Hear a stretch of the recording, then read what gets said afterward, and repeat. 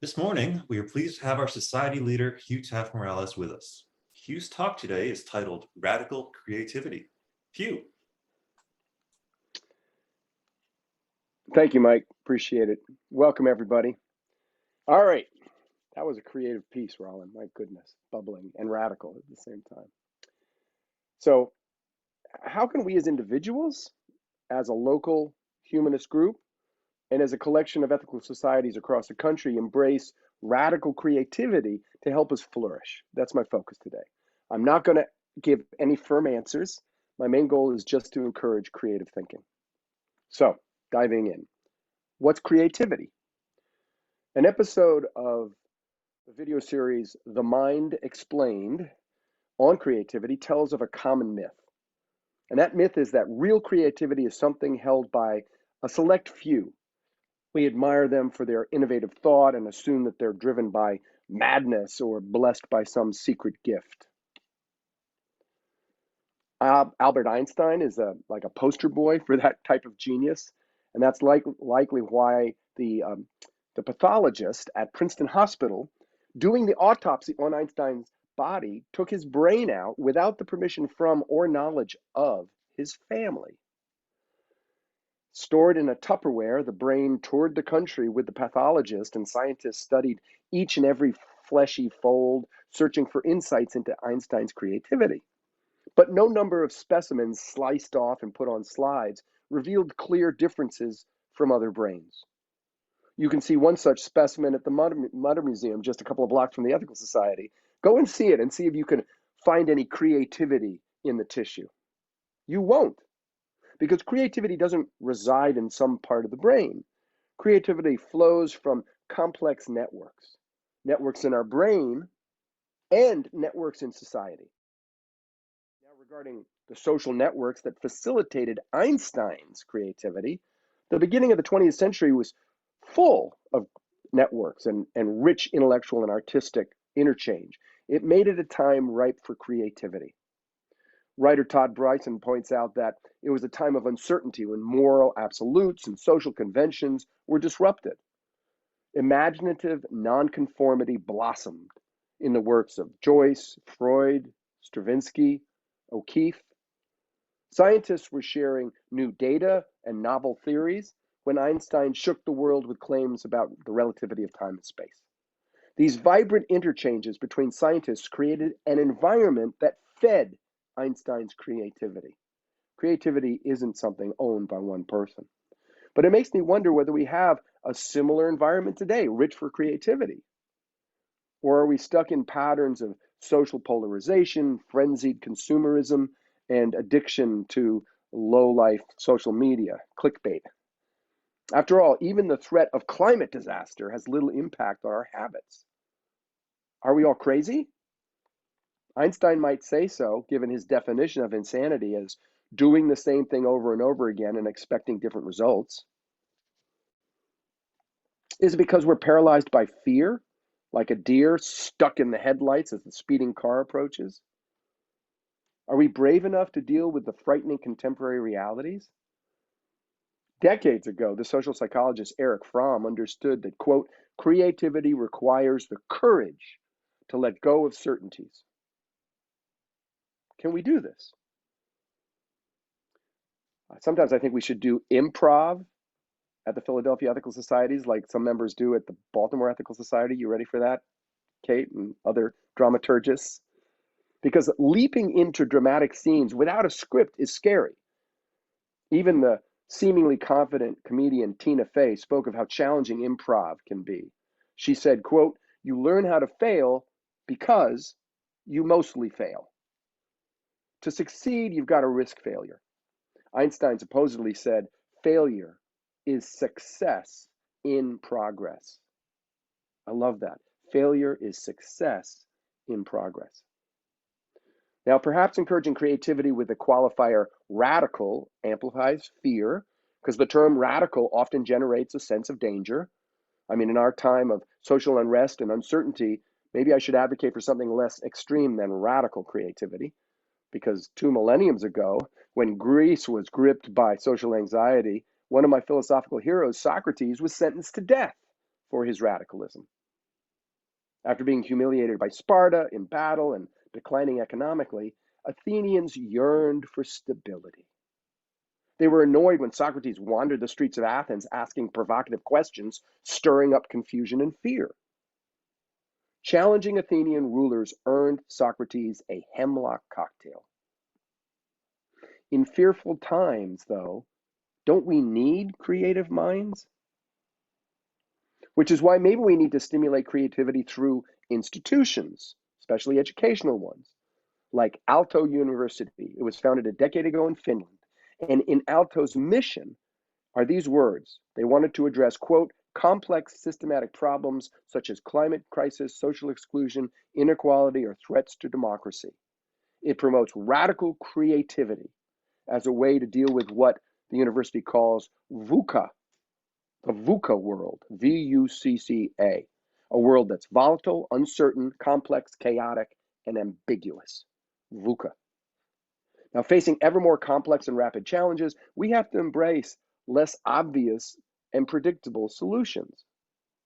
That's at least what the dean of Aalto, Thomas Avueden, explained. He said, quote, if we solve a unique and complex problem for the first time, no one can know in advance what the outcome will be. Addressing such challenges requires learning new ways of working and mastering new skills. Now, Aalto relies on the social networks in the university for this work, and I'll talk more about that later. But what about networks in the brain? Now, creativity has been studied for over a half century pretty intensely, and recent work has shown the fallacy of isolating creative thinking in the right hemisphere. A more accurate model indicates that creativity requires the cooperation of two separate brain networks, the executive control network and the default mode network. We use executive control network when we're thinking about particular tasks and evaluating our success. It employs convergent thinking, the use of reason and logic to reach a single well-defined solution to a problem. When we use the default mode network, we're focused inwardly, such as when daydreaming about new ideas. It employs divergent thinking, which generates multiple, varied, and unusual solutions. And creativity is best generated when both networks operate together, when there's a vital tension between convergent and divergent thinking, when we alternate between structure and freedom. Arthur Koestler, in his book, The Act of Creation, writes about how creativity requires some familiar patterns.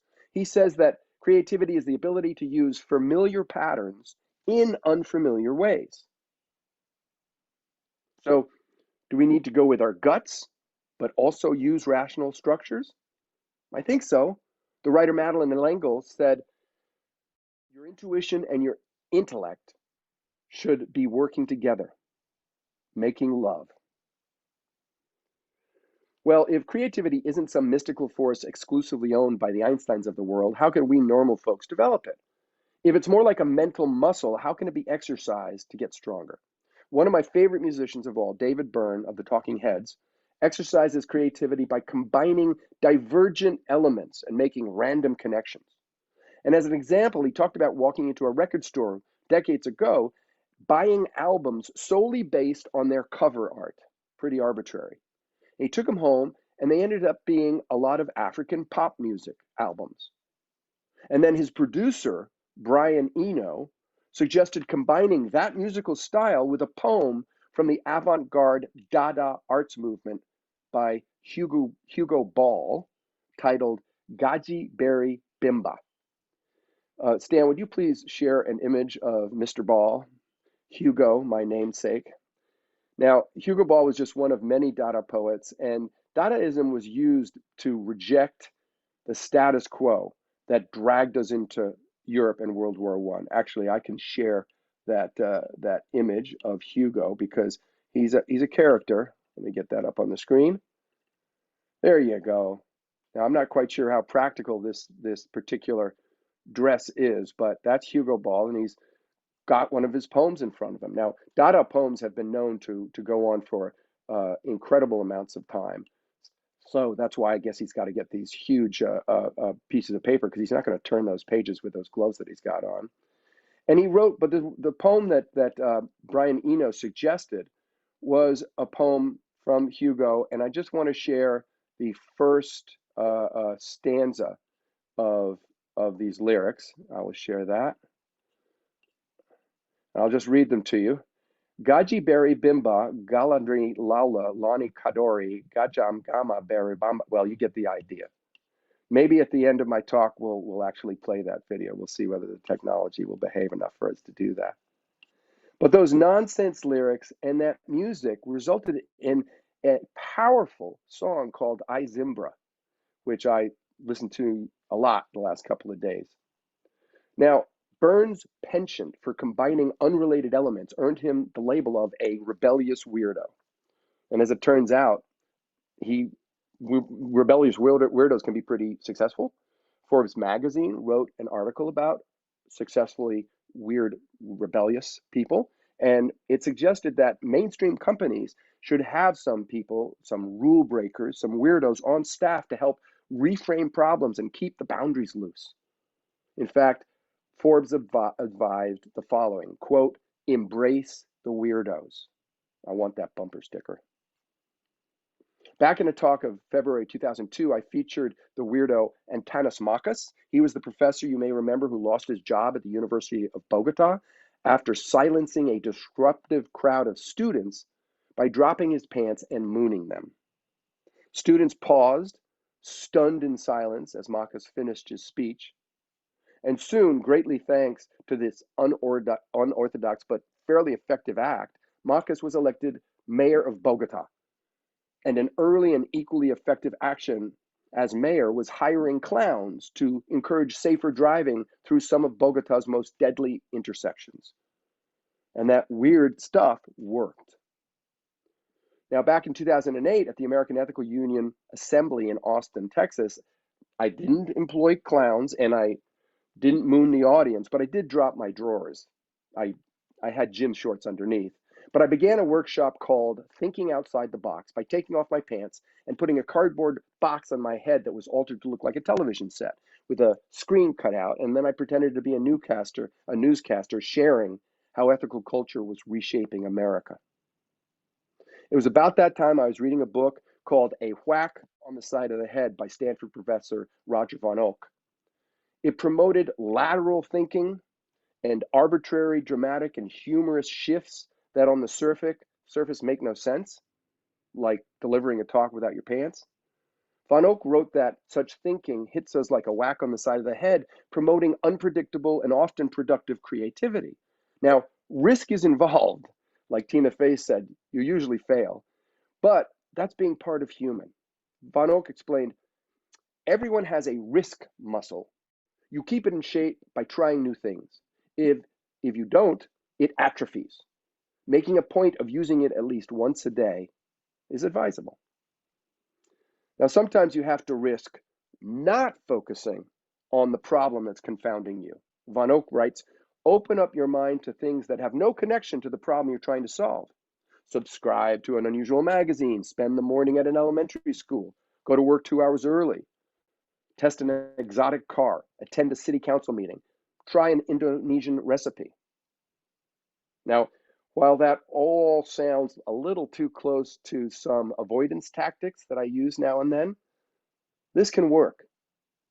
And Silicon Valley firms were some of the first ones to offer employees unusual ways to reorient their attention during the day. They encouraged workers to visit meditation rooms, play ping pong or billiards, or join random conversation on beanbag chairs in the hall. One California creativity guru, Astro Teller is his name, works for Google X, which is also known as the Moonshot Factory. This 50-year-old ponytailed grandson of Edward Teller, the father of the hydrogen bomb, rollerblades around his workplace to inspire his team. And one approach that Teller recommends is shifting from searching for solutions to existing problems towards imagining future problems, not even thinking about solutions. Another tactic, he says, is to lean into the most difficult part of any proposed solution. because too often people start with the easy stuff. He suggests that, for example, if you're trying, this was one of his examples, if you're trying to get a monkey to stand on a 10-foot pillar and recite Shakespeare, many people always start with building the pedestal, and that's the worst possible choice. Teller says, quote, "You can always build the pedestal. All of the risk and learning comes from the extremely hard work of first training the monkey." So Teller encourages people to do the hardest thing first. And creativity can be hard, which is why Teller and other managers provide re-energizing breaks, distracting play, inspiring workspaces. Such elements keep people fresh, according to one Brown University survey I read from 2017. In that, a business strategist named Brad Twinem put it this way. He said, "Radical creativity increases employee engagement, decreases burnout, sustains incremental creativity, and accelerates outcomes." Besides doing things like combining random things like David Byrne, or being weird, or breaking conventions, or varying your activities, or doing the hardest thing first, how else can we generate creativity? Altering one's states of consciousness can help, whether that's through exercise, a glass of wine, recreational drugs, or a good night's sleep. These activities, many people say, help them open up to see new ways of things. And obviously, these are not magic wands. Overdoing any of these activities can become the problem rather than helping you solve a problem. So watch out for that. But probably the most profound stimulus to creativity is having a wide range of life experiences.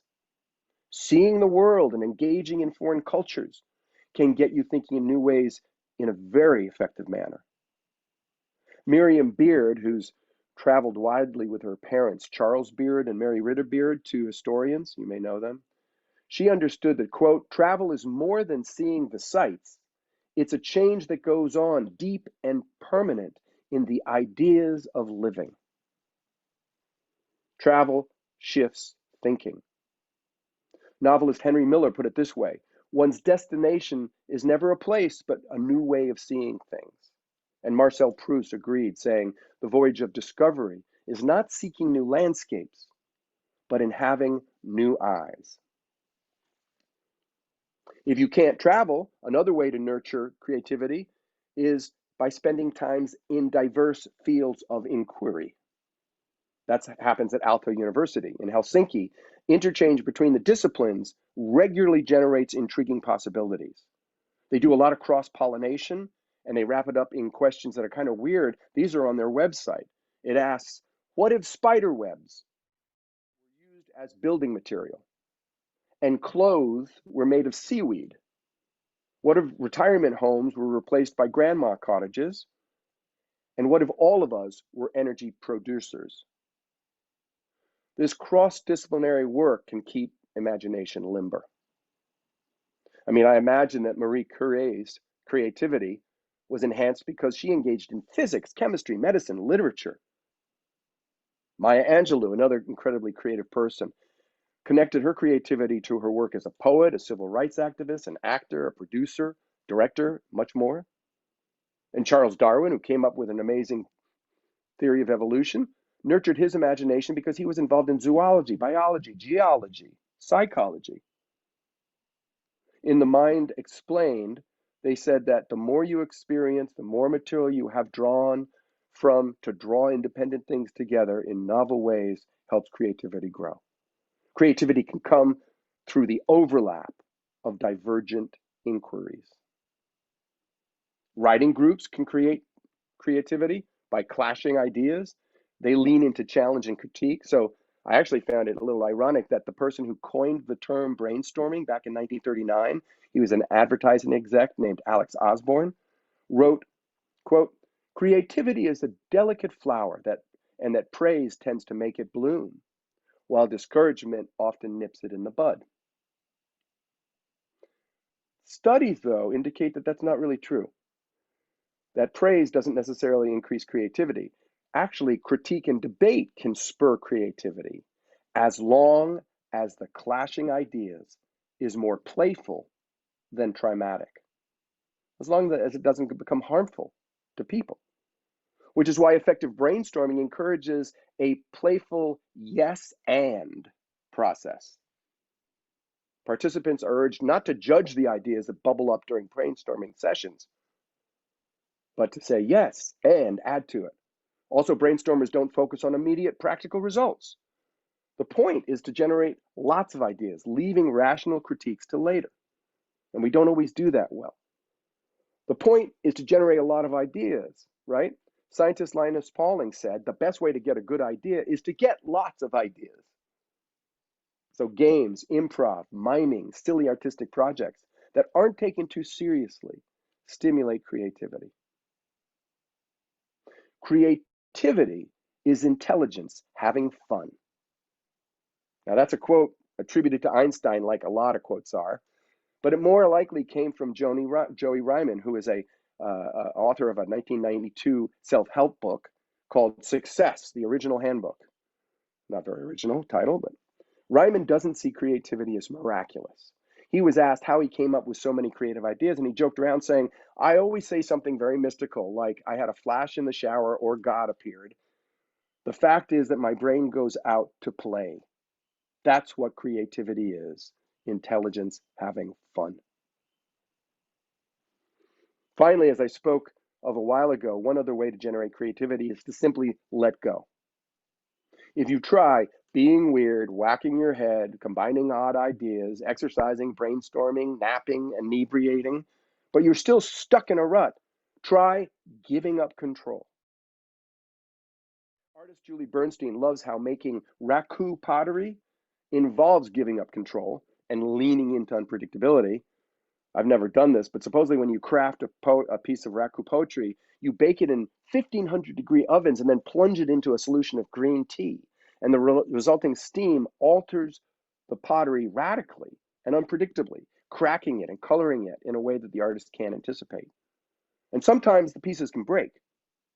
Julie explains, quote, raku is a wonderful metaphor for the process of creativity. I find in it so many things. That tension between what I can control and what I have to let go happens all the time, whether I'm creating a new radio show or just at home negotiating with my teenage sons. When I sit down to write a book about creativity, I realized that the steps were reversed. I had to let go at the very beginning. I realized that creativity grows out of everyday experiences more often than you might think, including letting go. Now, the music producer Brian Eno, who worked with David Byrne, embraces letting go. He explains creativity is more like gardening than architecture. When you construct a building, you pretty much know the final product. Architectural plans guide you from point A to C, but it's different when you garden. I mean, you put in hard work, you pull weeds, you plant bulbs, but then you have to step back and let nature take over. And this invites creative, unpredictable growth. And David Byrne agrees, which is why he loves working with Eno. He lets his own vague aesthetic impulses take over. He says, I sometimes trust my subconscious or unconscious. I'll go, trust it a little. Let's see where it goes. My college roommate does the same thing. Joe Sachs, one of the most creative people that I've ever known, is a writer producer in Los Angeles. And he sometimes goes lying down and closing his eyes to try to write his programs. His wife once saw him and said, I thought you were supposed to be writing. And he said, I am. Because for Joe, writing includes downtime that on the surface doesn't seem very productive. This approach is reflected in a book that Joe recommended to me by Gordon MacKenzie called Orbiting the Giant Hairball. When working as a creative consultant for Hallmark Cards for over 30 years, MacKenzie told this story. He said, an efficiency expert arrives at a dairy farm, and he sees all the cows lying lazily out in the sun, chewing on their cud. And the efficiency expert asks the farmer, how long do you milk them? And the farmer says, about an hour. And the efficiency expert says, why don't we hook them up for 10 hours a day of milking? Think how much more milk we could produce. And when they tried it, predictably, the milk production goes down because they misunderstood productivity. It often requires downtime to rest, heal, feed one's productive potential. I mean, the cows weren't being lazy lying in the sun. They were actually, quote, performing the alchemy of transforming grass into milk. Creativity scholar Von Oak advocates occasionally letting go, even letting go of great ideas. Even great ideas can stagnate, keeping us from exploring other ideas. Von Oak said, if you fall in love with an idea, you won't see the merits of alternative approaches and will probably miss an opportunity or two. One of life's great pleasures is letting go of a previously cherished idea. Then you're free to look for new ones. What part of your idea are you in love with? What would happen if you kissed it goodbye?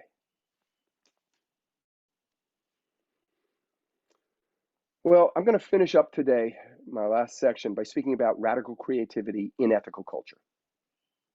What in ethical culture do we need to kiss goodbye to, if only temporarily?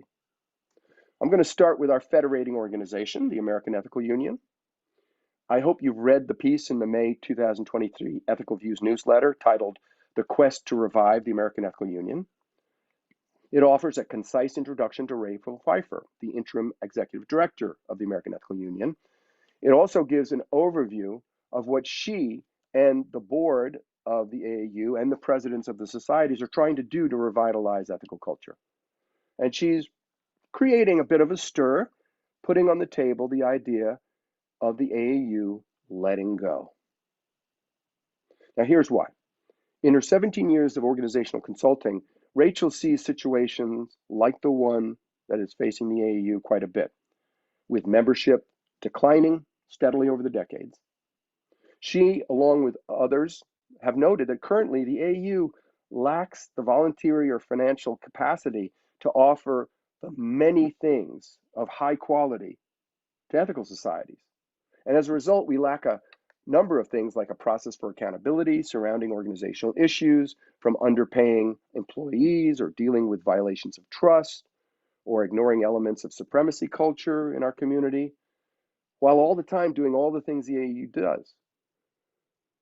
So after conversations with over 100 people, numerous committee meetings, and discussions with most ethical society boards, Rachel's proposed 3 possible solutions for the future of ethical culture. And one of them involves letting go. It's the only one I'm going to discuss in my time remaining. In this case, Rachel describes the AAU letting go by taking a 12-month sabbatical, during which an organizational consultant would work with ethical societies to discuss the purpose and future of the AAU. We'd hit pause on AAU programs, leadership training, committee meetings. Most day-to-day tasks, currently the focus of the national organization, would make way for more focus on the future, what ethical culture needs to become in order to serve America best and to serve us best. Rachel writes, every organization must be willing to reinvent itself. The AAU needs to rethink the way it creates belonging through involvement with its member societies and individual members, end quote. Now, in this scenario of a sabbatical, letting go doesn't mean giving up. Sabbatical is not a vacation. It would require engaging in an organizational development process by analyzing our culture, values, power structure, interpersonal history, and institutional legacy. That would require courage, compassion, trust building, listening, and engagement across the movement. It's more demanding and challenging than business as usual. Should we choose this direction as a national movement, I hope that we're up to the task. I don't know. It's scary to imagine radically different manifestations of ethical culture, but it can liberate too. And I don't want to minimize the risks and costs that are involved. A sabbatical means that some dearly held projects currently in development would be set aside for the moment at least. It means that some AU staff would likely lose their jobs, again, at least temporarily. But we have to be clear-sighted about these emotional and financial consequences and weigh whether they are worth moving forward, and we have to be committed to that risk. As I conclude with some weirder ideas about moving forward, I'm not going to address the consequences. We need to do that. I'm just brainstorming. In addition, as I share some ideas, I'm not suggesting that they're any good. I am sharing them to generate creativity. There are hundreds of other ideas that might serve us better in creating ethical culture of the future. There are many possible ethical cultures of the future, too. So here goes. One of the most radical shifts in fiscal processes is to stop funding a national AAU office as it exists today. What if the apportionment payments currently collected are taken and then released back to the societies in the form of grants? If the services currently provided to the movement by a central office were instead provided by societies that have the best capacity and expertise in that area, would that work? I mean, what if the Philly Ethical Society did a workshop on creating and running youth summer programs? We do that pretty well. What if St. Louis offered guidance about growing a Sunday school? They've got a wonderful Sunday school. What if Susquehanna Valley offered a class about starting an ethical society? They were the last one to do it. Another idea. What if all ethical culture programs across the nation were put online and packaged as an ethical culture streaming channel? We could still meet face to face and socialize or do ethical action projects. What if we shifted from having one clergy person per ethical society and created clergy teams which worked with regional clusters of ethical societies? What if ethical coming of age programs became our cornerstone?